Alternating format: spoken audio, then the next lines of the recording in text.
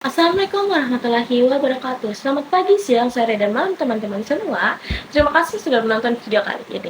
Nah, teman-teman, pada video kali ini kita akan menganalisis penerapan teknologi informasi pada platform streaming WeTV Indonesia.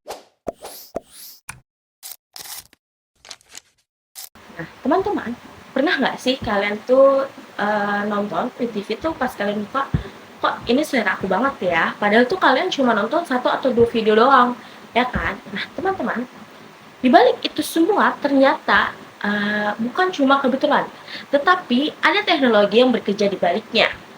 Dan pada video kali ini aku akan mengajak kalian mengintip sedikit bagaimana sih cara kerja WeTV pada sisi teknologinya. Jadi teman-teman, WeTV ini tuh dimiliki oleh salah satu perusahaan terbesar di dunia, yaitu perusahaan Tencent yang dimiliki oleh China.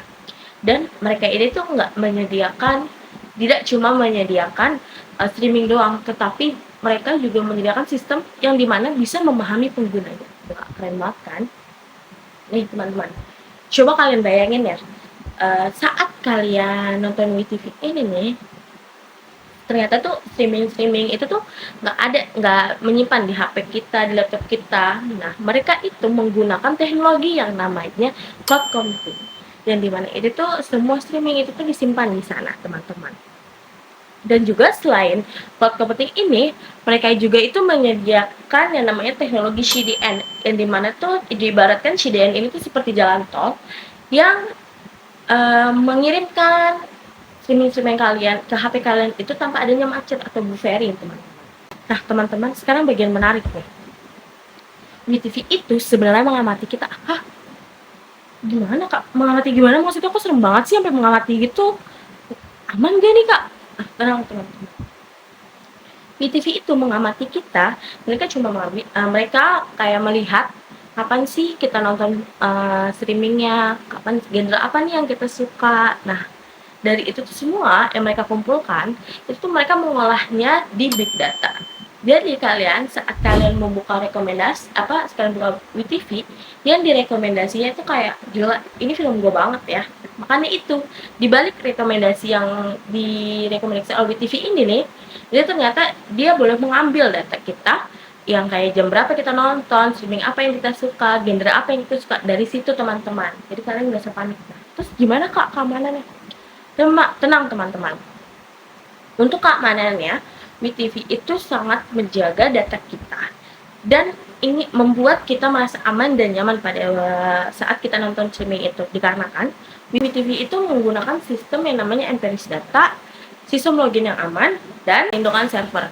Jadi tuh tujuannya cuma satu yang tadi saya sebutkan, kayak WeTV itu mengamankan data kita dan membuat kita merasa aman dan nyaman saat menggunakan aplikasi WeTV tersebut, teman-teman.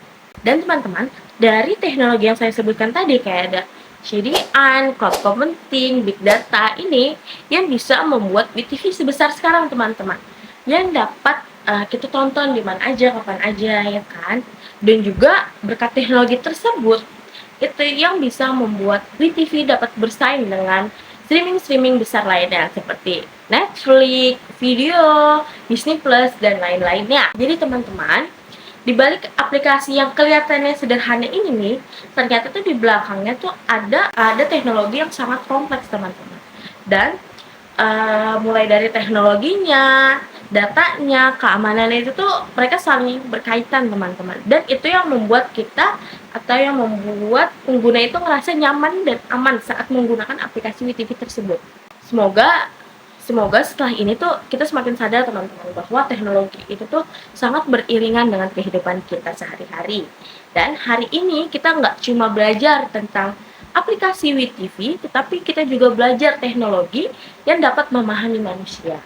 Di era sekarang ini, teman-teman, yang penting itu tuh kita bukan cuma memanfaatkan teknologinya, tetapi kita juga tahu cara kerja teknologinya itu bagaimana. Oke teman-teman, cukup sekian video saya kali ini. Terima kasih sudah menonton. Jangan lupa like, comment, and share. Wassalamualaikum warahmatullahi wabarakatuh.